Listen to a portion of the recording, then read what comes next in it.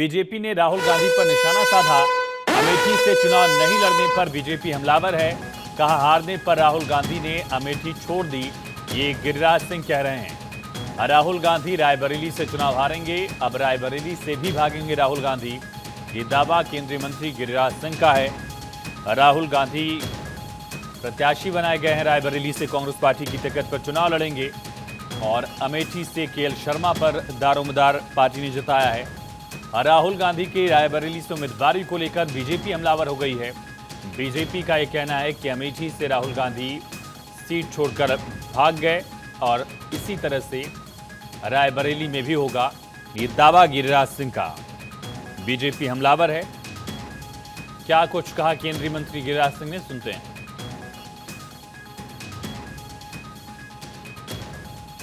गांधी परिवार अब जहां से हारती है वहां फिर दोबारा नहीं जाती।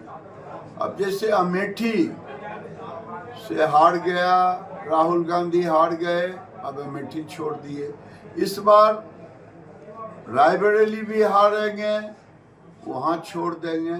मैं तो पहले ही कहा कि बहादुर जफर शाह मुगलिया सल्तनत के अंतिम बादशाह थे, तो उसी तरह से रायबरेली भी ये गांधी फैमिली का ये अंतिम बादशाह।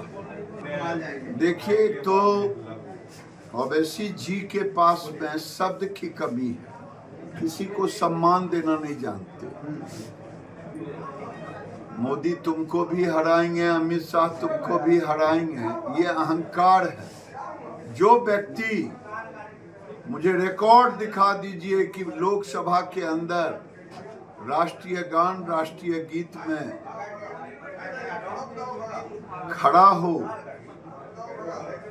वो खड़ा में कहीं रिकॉर्ड नहीं है, वो रहते नहीं भाग जाते। जो देश के राष्ट्रगीत और राष्ट्रगान में नहीं रहता, वो अपने को वफादार की सूची में नाम बता रहे हैं। क्या राहुल जी, डरो मत कहते कहते अमेठी से लड़ो मत। एक बात तो कांग्रेस पार्टी और राहुल गांधी ने स्वीकार ली है कि अमेठी, जिसे वो अपना पॉकेट बरो, फैमिली बेस्टियन, ये सब मानते थे, आज राहुल गांधी ने अमेठी को सरेंडर कर दिया है। आज राहुल गांधी अमेठी में जाने से डरते हैं, क्योंकि उन्हें भी पता है कि जो उनका परिवार 50 वर्षों में नहीं कर पाया, वो 5 वर्षों में स्मृति जी, योगी जी और मोदी जी ने अमेठी के लोगों के लिए किया। और इसीलिए अमेठी जाने की हिम्मत कांग्रेस के प्रथम परिवार में नहीं है। और पॉलिटिकल एडिटर अदिति नागर हमारे साथ लाइव कनेक्ट है। अदिति, क्या रणनीति दिख रही है कांग्रेस पार्टी की रायबरेली से राहुल गांधी के चुनाव लड़ने की और अमेठी में केएल शर्मा को प्रत्याशी बनाने की? इसको हम बिंदुवार समझ लेते हैं आयुष। पहला कि ये फैसला अंदर हुआ, हालांकि भाई और बहन राहुल और प्रियंका नहीं चाहते थे कि वो चुनाव लड़े। प्रियंका की वजह अलग है, राहुल की वजह अलग थी। प्रियंका ने अपना स्टैंड क्लियर कर दिया था कि पूरे ऑर्गेनाइजेशन में सभी कहीं ना कहीं चुनाव लड़ रहे हैं, यहाँ तक कि राष्ट्रीय अध्यक्ष मल्लिकार्जुन खड़गे के भी परिवार से चुनाव लड़ा जा रहा है। तो जाहिर तौर पे फोकस अलग है, राहुल गांधी का भी फोकस अलग था। तो प्रियंका गांधी, पहले भी ये बात हो चुकी है, पार्टी के अंदर मैनेजमेंट नेता की तरह, क्राइसिस मैनेजमेंट नेता, चुनाव प्रचार की नेता के तौर पे वो काम कर रही हैं और वो एक व्यवस्थित तरीके से चुनाव लड़ना चाहती थी। अगर वो लड़ती तो पिछले 2.5, 3, 4 महीने या उससे पहले से वो अपनी टीम और अपने वहां पर दौरे शुरू करती। इससे उनकी तरफ से एकदम ना थी, जबकि शुरुआत का प्रपोजल यही था कि बहन रायबरेली से और भाई अमेठी से। अब आई बात राहुल की। मल्लिकार्जुन खड़गे राष्ट्रीय अध्यक्ष के होने के नाते उनका एक स्टैंड था, और सपा जो इनकी इंडिया अलायंस है, दोनों का एक स्टैंड था। और स्टैंड ये था कि अगर हमने रायबरेली भी छोड़ दी और फिर नतीजों में कुछ चीजें आती ऐसी हैं कि रायबरेली भी गांधी परिवार के हाथ से निकल जाता है, तो आप ये समझ लीजिएगा कि नॉर्थ इंडिया की तरफ में उत्तर प्रदेश जो सबसे बड़ा राज्य है, वहां से कांग्रेस एकदम खत्म। और देखिए, रायबरेली अमेठी छोड़ने का वही बात होती है जो उससे पहले कोई जो महाशय आपके साथ थे वो कह रहे थे। आज अमेठी के लिए कहा जा रहा है कि गांधी परिवार अमेठी जाने से डर रहा है। बाद में अगर रायबरेली से भी नहीं लड़ाया जाता तो इस बात का एनालिसिस पहले ही हो गया था कि एक तो पुश्तैनी सीट और दूसरी पुश्तैनी सीट वो दोनों हाथ से चली जाएगी और ये होगा कि गांधी परिवार अब उत्तर में ध्यान नहीं देना चाहता। गांधी परिवार अब सिर्फ दक्षिण में राजनीति करना चाहता है। ये मैसेज जाता है, ये सबसे बड़ा मैसेज था जो घर में बैठकर संगठन में कैबिनेट, किचन कैबिनेट के लोगों ने ये कहा कि अगर आप रायबरेली भी छोड़ते हैं तो जो सबसे बड़ा मैसेज जाएगा कि कांग्रेस अब उत्तर की पार्टी नहीं रही है, दक्षिण की पार्टी रही है, क्योंकि अभी भी कांग्रेस को उत्तर दक्षिण की पार्टी माना जाता है, बल्कि भारतीय जनता पार्टी को उत्तर की पार्टी माना जाता है। तो ऐसी स्थिति में राहुल गांधी ने हामी भरने से पहले एक बात क्लियर की थी कि वायनाड ने मुझे उस समय साथ दिया जब मैं अमेठी से हार गया था, इसलिए अगर मैं चुनाव जीतता भी हूं तो मैं वायनाड को नहीं छोड़ूंगा। लेकिन जब जमीन पर पहुंचे तो रायबरेली के जितने भी संगठन में लोग थे, जिनमें एक बहुत महत्वपूर्ण नाम है केएल शर्मा।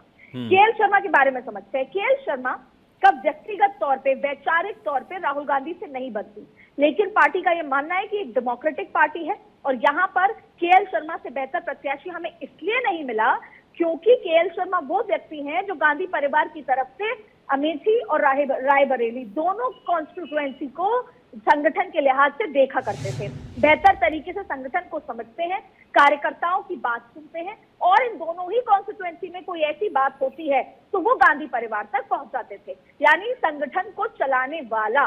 तो ये वो केएल शर्मा है।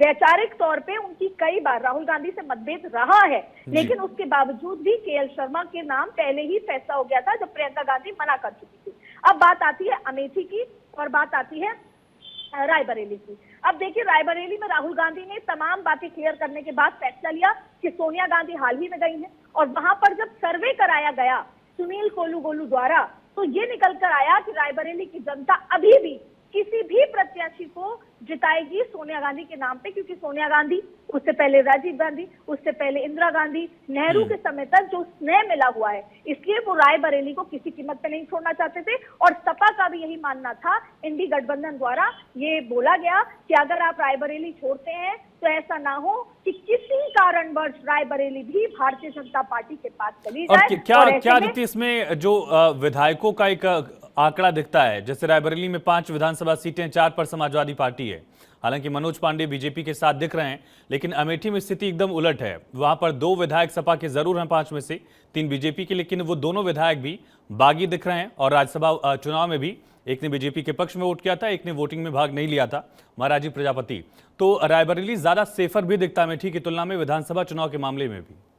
आप देखिए, अभी से और अब चुनाव तक 20 मई तक केवल यही बात होगी कि राहुल गांधी अमेठी से डर गए, हार से डर गए, अपनी पुश्तैनी सीट छोड़ ली।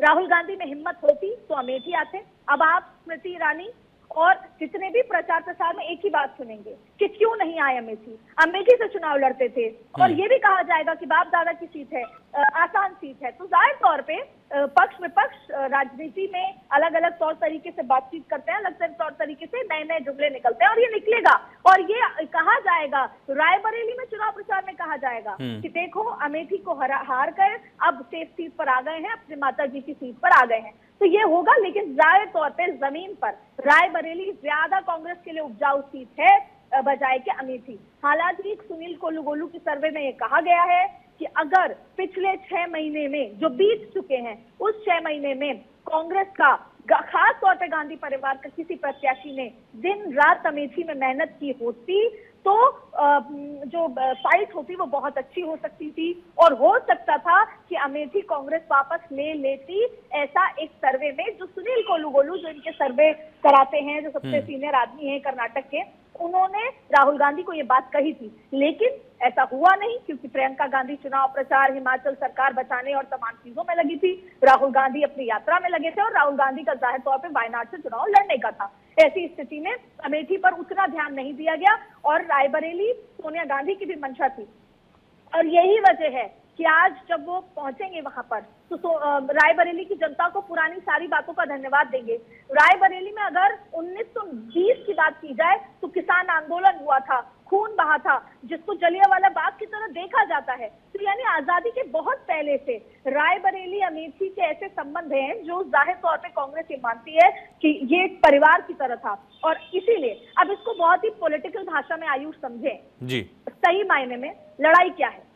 भारतीय जनता पार्टी को अपने सीट में इजाफा करना है, और कांग्रेस को भारतीय जनता पार्टी की सीटों में इजाफा ना होने देना है, बल्कि सीटों को काटना है। तो सीधी सीधी गणित ये है कि रायबरेली से चुनाव लड़ने का फैसला इसलिए दिया गया कि 80 में से जितनी सीटें बढ़ेंगी वो भारतीय जनता पार्टी का एक इजाफा होगा, जो उनको 370 या 400 पार की तरफ ले जाता है।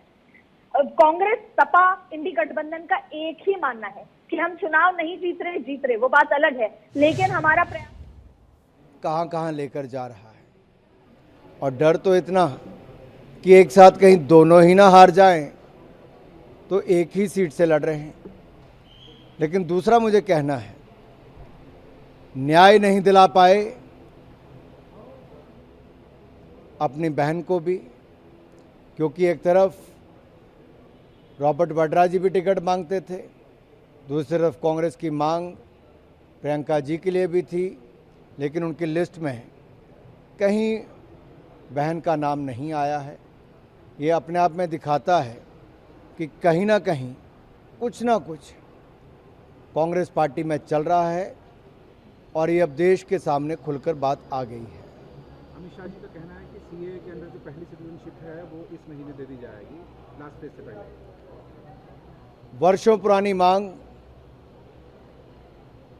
कि जिन लोगों को पाकिस्तान, अफगानिस्तान, बांग्लादेश से धर्मांतरण के लिए मजबूर किया गया, जिनके ऊपर अत्याचार किए गए और जिन्होंने भारत में आकर वर्षों तक यहाँ की नागरिकता का इंतज़ार किया, 2014 से पहले आए हुए ऐसे लोगों के लिए भारत सरकार ने, मोदी सरकार ने सीएए का कानून बनाकर उनके साथ न्याय करने का कार्य किया।